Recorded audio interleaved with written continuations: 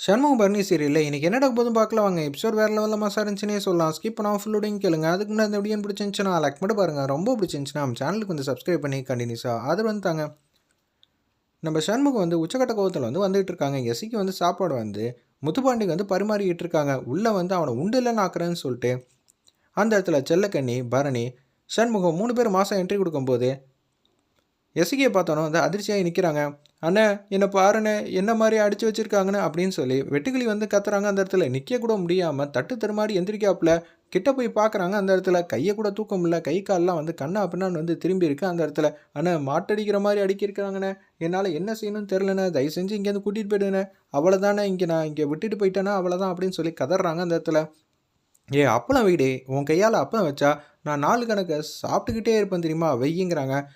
பொண்டாட்டி என் டார்லிங் என் க்யூட் இல்லை, வெயிடி சாப்பாடு வெயிடி அப்படின்னு சொல்லி மூர்கா எதுக்கு கொண்டு வந்திருக்க, சாப்பிட தானே, மோர் ஓடிக்கிட்டு இருக்கு, மூர்காவை நீ சூப்பராக சமைக்கிற தெரியுமா, உன் அண்ணனுக்கு கூட இதெல்லாம் சாப்பிட கொடுத்து வச்சுருக்காது, ஆனால் ஆயுசுக்கும் இனிமேட்டு நான் தானே சாப்பிட போகிறேன், சாப்பாடலாம் டேஸ்ட்டு உன் கையில் வேறு லெவலில் இருக்குங்கிற மாதிரி பாராட்டுறாங்க.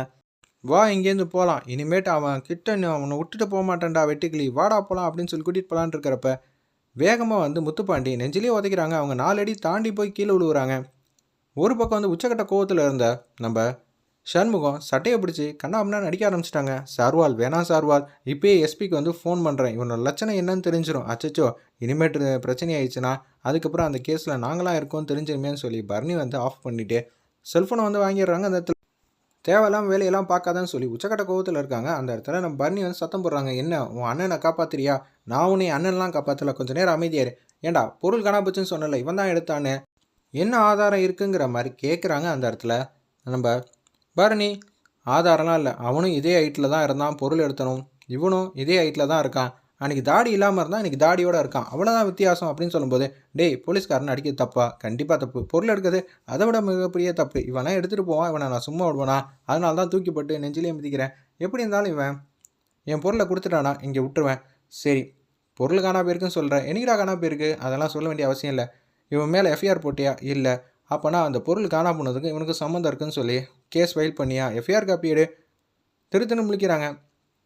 எஃப்ஐஆர் காப்பி இல்லை, ஒருத்தனை கூப்பிட்டு வச்சு விசாரிக்கிறதே தப்பு, அப்படியே விசாரிச்சிருந்தாலும் அவனை அளவு மாட்டடி அடிக்கிற மாதிரி வச்சுருக்க, இப்போ எஸ்பிக்கு ஃபோன் அடி, இருக்கிற 2 நாளும் இல்லாமல் போகுது, என்ன நினச்சிக்கிட்டு இருக்க அப்படின்னு சொல்லி கடுப்பில் கேட்குறாங்க. அந்த இடத்துல நம்ம பரணி ஒரு பக்கம் சரி இனிமேட்டு எஸ்பிக்கு ஃபோன் பண்ணி சீட்டை கிழிச்சிடலாமா, சார்வால் தேவையெல்லாம் பிரச்சனை பண்ணிக்காதீங்க, ஆல்ரெடி 2 நாள் கொடுத்துருக்காங்க அவகாசம், அதில் நீங்களே மண்ணு போட்டுக்காதீங்க அப்படின்னு சொல்லி கான்ஸ்டபிள் சொன்னனால இவன் அப்படியே கூட்டிகிட்டு போக சொல்லு, இன்னொரு வாட்டி இவன்கிட்ட மோதுறேன்னு நினச்சேன்னு வச்சுக்கேன், அதுக்கப்புறம் நீ இல்லாமல் போயிடுவ, பார்த்து பேசு, உன்னை தூக்கி எரிஞ்சிருவேன்டா, நீ என்னை அடிச்சிருவியா, நான் உன்னை லெஃப்டால் அடித்தா கூட உன்னால் சமாளிக்க முடியாது, எத்தனை வாட்டி உன்னை தூக்கி போட்டு நெஞ்சிலே மிதிச்சிருக்கேன், ஒவ்வொரு வாட்டியும் உன் அம்மா தான் என் காலில் விழுந்து உன்னை காப்பாற்றிருக்கா, இல்லாட்டி என் தங்கச்சிக்கு பண்ண நம்பிக்கை துரோகத்துக்கு நான் உன்னை எப்பயே அனுப்பிச்சிருந்தேனா இப்போ நீ இந்த கதியில் நின்றுருக்க மாட்டேன்டான்னு சொல்லி சண்முகம் கண்ணா அப்படின்னு திட்டுறாங்க.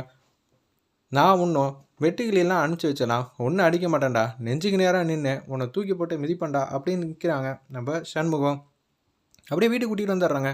மருந்தெல்லாம் தடவி விட்டுட்ருக்காங்க. நம்ம பரணி வெட்டுக்கிளிக்கு நாங்கள் செஞ்ச தப்புனால தான் இப்போ இவ்வளோ பெரிய பிரச்சனை ஆயிடுச்சு, என்னக்கா சொல்கிறீங்க, அன்றைக்கி மிளகாடி பொடி போட்டு அடித்தது நீங்கள் தானா, அப்போனா அந்த பொருள் எடுத்தது சத்தியமாக நாங்கள் எடுக்கலை, இதை நான் நம்புகிறேன், ஆனால் அந்த கிறுக்கு பையன் முத்துப்பாண்டி நம்புவானா, அவன் நீங்கள் தானே எடுத்தீங்கன்னு சொல்லி உச்சக்கட்ட கோவத்தில் இருக்கான். இதெல்லாம் எந்த கதியில் வரப்போகுதுன்னு தெரியவே இல்லை. ஆமாம் பொல்லாத பாசமாக எசக்கி மேலே, ஆமாண்டா எசக்கி இது மாதிரி பண்ணிட்டான்னு தெரிஞ்சவனே நீ அன்றைக்கி கேஷுவலாக இருந்துட்ட, நீ வேறு ஏதோ பிரச்சனை பண்ணிட்டா என்ன பண்ணுறதுன்னு தெரிஞ்சுதான் நாங்கள் எல்லோரும் சேர்ந்து அவனை மிளகாப்பொடியை போட்டு அடித்து உண்டு இல்லைன்னு ஆக்கணும், அப்போன்னு பார்த்து எங்கள் முன்னாடி அந்த பொருளை நீட்டினான், கட்டையால் அடித்து தள்ளி விட்டுட்டோம், நாங்கள் எல்லோரும் வந்துட்டோம், ஒன்றா ரொம்ப பாட்டத்தின் உச்சத்தில் இருக்காங்க. அந்த இடத்துல செல்லக்கனி என்ன பொண்ணு எது பொண்ணு சுத்தமாக தெரியல. அந்த இடத்துல அவங்களுக்கு நம்ம தானே அந்த பொருள் எடுத்தோம், நம்மளால் இவ்வளோ பெரிய பிரச்சனையில் அண்ணனும் அண்ணியும் மாட்டிக்க போகிறாங்க, அப்போனா சண்முகம் என் மூலியமாக தான் அந்த பொருளை எடுத்தாங்கன்னு சொல்லி சண்முகத்தை ஏதாவது பண்ணிட்டா என்ன பண்ணுறதுன்னு தெரியாமல் தடுமாற்றத்தோடு யோசிக்கிறாங்க. அந்த இடத்துல நம்ம செல்லக்கனி அப்போனா எங்கேயாவது குப்பையில் தூக்கி போட வேண்டியதான், இனிமேட்டு வேறு வழியே இல்லைங்கிற மாதிரி அதடியாக யோசிக்கிறாங்க. இல்லை அண்ணன்கிட்டையும் அன்னிக்கிட்டையும் சொல்லிவிடுவோமா, அச்சச்சோ தேவையில்லாமல் சொன்னால் அவங்களே பட்டமிடுவாங்க, நம்ம இங்கேருந்து எங்கேயாவது தூக்கி போட்டுருவோங்கிற மாதிரி தான் யோசிக்கிறாங்க. அந்த இடத்துல நம்ம செல்லக்கனி அதே மாதிரி பானையிலேருந்து எல்லோரும் அசந்த நேரம் பார்த்து அந்த பொருளை எடுக்கிறாங்க. எடுத்துகிட்டு அப்படியே வேறு வழியில் குப்பையில் போடுறப்ப கையிலேயே எடுத்துகிட்டு வந்துட்டு இருக்காங்க.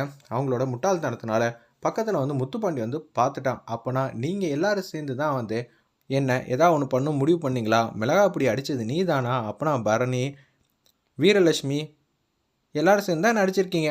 அப்போனா இதுக்கு மூல காரணம் ஸ்கெட்ச் போட்டு கொடுத்தது நம்ம சண்முகம் தான். சண்முகம் ஆப்போசிட்டில் ஃபோன் கால் யார்ட்டையோ பேசிகிட்டு இருக்காங்க.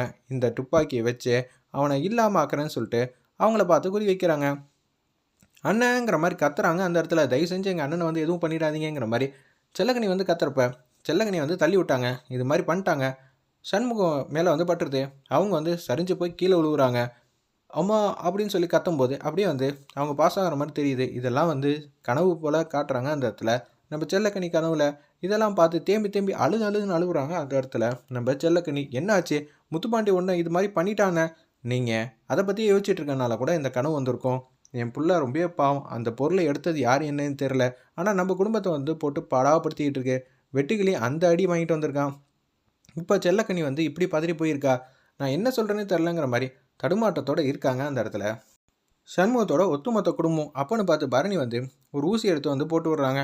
அப்படியே வந்து லைட்டாக வந்து தூக்கம் வருதுண்ணே, இருந்தாலும் உனக்கு எதுவும் ஆகிடாதுல்ல, நான் இருக்கேன்ப்பா, எதுவும் ஆகாது, எந்த பிரச்சனையும் இல்லை, அது கனவு என்ன வேணான்னு வரும், கனவை வந்து கடந்து போகணும், பரவாயில்ல பிரச்சனை இல்லை பார்த்துக்கலாங்கிற மாதிரி தான் பேச்ச ஆரம்பிக்கிறாங்க அந்த இடத்துல நம்ம சண்முகம்லேருந்து எல்லாரும்.